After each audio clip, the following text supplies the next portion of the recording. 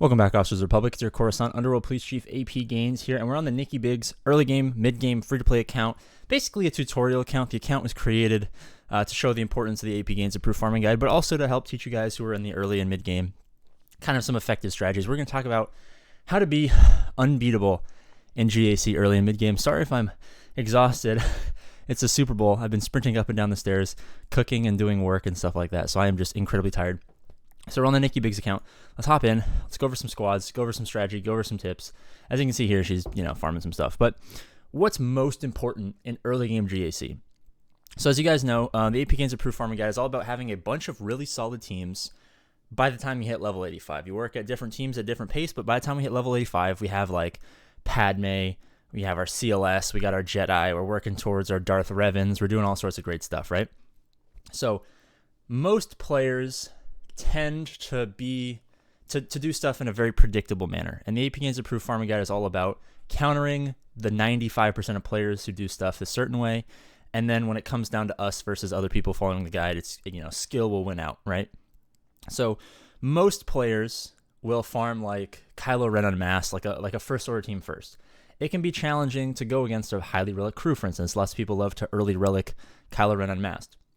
But like a solid gear 8 across the board, Padme team will easily counter even a much higher gear or relict, first order crew-led team, right? So we can go against them pretty easily with Padme, with a GK, or not a GK, a Padme and Anakin and Ahsoka.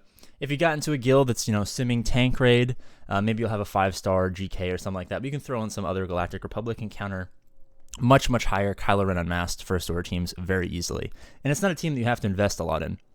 Obviously, you can see Nicole at 1.5 million GPA has invested a little bit into Anakin and a little bit into Kenobi because now she has the Negotiator and she's got, of course, Anakin's ship, which is really good with that. So she needs a higher relic to compete in Fleet Arena and stuff like that.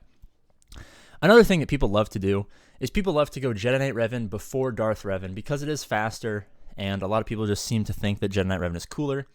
The reason we go Darth Revan earlier than Jedi Knight Revan is to really maximize his value in that early game.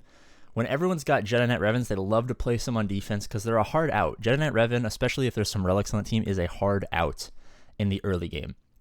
But what we do instead is we farm our Darth Revan first, because even without Malak, we're hard countering those Jedi Knight Revan teams, even if they're stronger. You get a quick Darth Revan, or it doesn't even have to be that quick, but you get a Darth Revan, a Basilisk Fallen, an HK, a Sith Eternal, or whatever team, not Sith Eternal Emperor, but Sith Empire Trooper, my bad. Wrong SE. As you can see, she's working on her Marauder, and eventually she'll replace HK with Sith Empire Trooper. But in that early game, in that mid game, people have invested into their Jedi Knight Revan teams, and we've invested into our Darth Revan teams, and then we're hard countering them. So again, like the Kylo Ren Unmasked Padme situation, we planned ahead of time to counter what 95% of players are probably going to do. And then, of course, if we meet someone who's following the guide as well, it comes down to, who has more skill, who has better mods, who has better relics on certain teams, who plays it better, who has better ships. All sorts of stuff come into play when we're facing people who've gone against us, that respect. And then, of course, we get our Jedi Knight Revan and we work towards Malak, and that team becomes stronger and stronger. Another thing that we love to do is we love to get the full CLS team up and running really early. We work on our bounty hunters early to make sure we have at least a 5-star Chewbacca pre-level 85 or pre-GAC. Of course, there's probably going to be a week where like you unlock a boss at like level 83 or something, and you have time to farm them up, get them 5 stars or whatever, and unlock your 5-star Chewbacca. So maybe there's a week or two in your first ever GAC where you don't got your Chewbacca. We work on our 3PO and Chewie. We try to get into a guild that sims the normal Rancor raid, which is I think literally every guild at this point. So we're getting our Han Solo at least 5 stars. We work really early on our CLS Rex. I think they're like a random team. We work early on our CLS Rex so we can have CLS pre-level 85 so that we can have this team up and running, because this team punches up massively. Because a lot of times in the early game, especially with the new matchmaking system, is you're going to go against players who suck, and then you're going to skyrocket matchmaking into players who have much higher GPs. Nicole's facing 3.54 million GPs all the time, just because there's a lot of accounts in the early and mid game that are bloated, not good, but they have so many teams where it's going to be difficult to compete just because of the sheer number of teams, and that's why it's important to have a team like a CLS. As you can see, no relics on the team. It's all Gear 13, Relic 0, not even Relic 1, and that's kind of a product of the old, how GAC matchmaking used to work. I would love to start relicking up these characters on this account. I'm talking to Nicole about maybe utilizing some of her resources to relic up these characters. but they punch up so drastically and undersized to get great banners.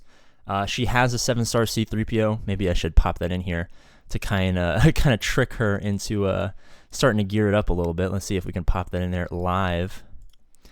And C3PO really like solidifies this team as an S tier late game team. This is obviously one of the best teams in the entire game, and we get it pre-level 85, a massive advantage. Now, of course, we have the bounty hunters and stuff like this. This is, the bounty hunters we use to unlock. Sorry, I'm brain farting. Chewbacca, like I said. But now with new updates to the free-to-play farming guide, which are going to come out, I'm working on graphics, so the production value is kind of good. But within a week, maybe within 2 weeks, hopefully, we're going to kind of shift that team up to an Aura lead, Mando, Grief, Bosk, and then we're going to work on Zam to eventually put the Omicron on. Because as you guys know, this counters gas. This counters Darth Revan. So maybe we go against players who gas rushed, and they're kind of bad because they gas rush. But then once they get gas, that's a good team.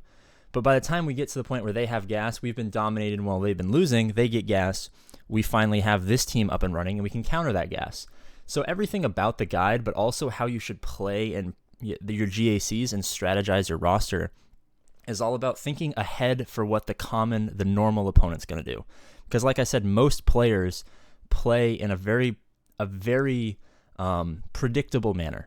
A large majority of the player base plays in a very predictable manner because a large majority of the player base doesn't interact on YouTube. They don't see farming guides. They don't see all this. They don't watch GACs. Maybe they'll watch a video from a couple years ago to tell them to farm Phoenix or something, and then they overinvest in Phoenixes and, or invest in First Order or go Sith Eternal Emperor Rush or something like that. And the way we strategize our roster early mid-game is we take advantage of them while they're suck. Once they get their big key item, we're working on our big key item, but we have so many more teams that even though they have that big key item, they can't beat our defense. We out-efficiency them. And then so every point of their journey, we're always steps ahead of them, we prepare for their next step, a couple steps in advance.